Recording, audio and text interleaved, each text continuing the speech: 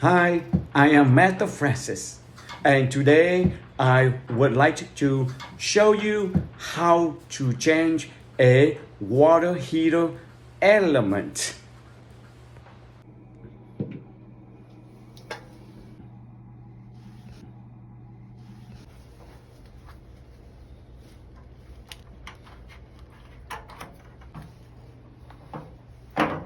You need some WD-40.